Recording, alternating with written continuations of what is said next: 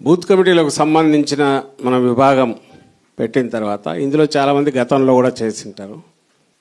Technology బాగా పెరిగిన తర్వాత మొత్తం అన్ని ప్రక్రియలు కూడా టెక్నాలజీ బేస్డ్ దీనికి కన్వర్ట్ అయ్యాక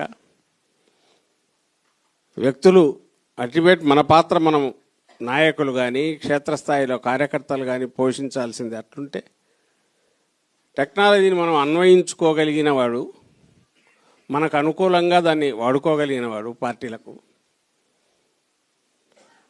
లేదా దాన్ని మోసపూరితమైనతో ఎదుటివాడిని దెబ్బతీయడానికి కూడా వాడుకోగలిగిన వాడు కూడా ఉండే అవకాశం ఉన్న నేపథ్యంలో చాలా జాగ్రత్తగా అలర్ట్గా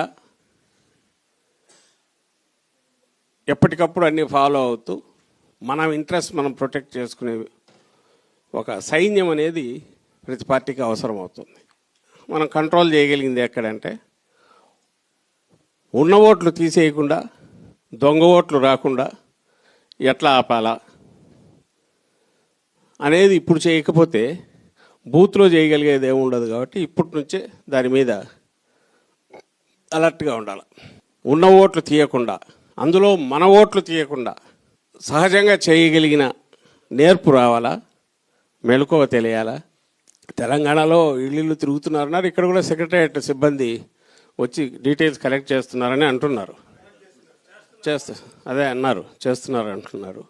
ఫస్ట్ మన ఓట్లు ఏమున్నాయో చూసుకోవడం, ముందు ఓట్లు ఉన్న ఓట్లన్నీ జాగ్రత్తగా చూడడం, ఇక్కడ ఉన్నారా బయట ఉన్నారా.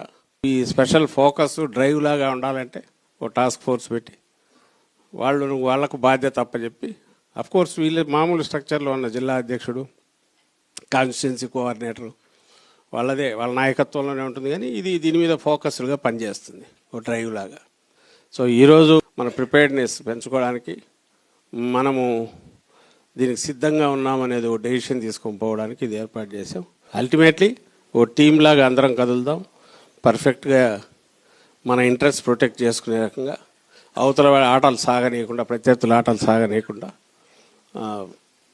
వీటిని కార్యక్రమం దిగ్విజయంగా ముగిద్దామనేది నా ఆకాంక్ష. మిమ్మల్ని అందరినీ అదే కోరుతూ సెలవు తీసుకుంటున్నాను. I wish you all the best. Thank you very much.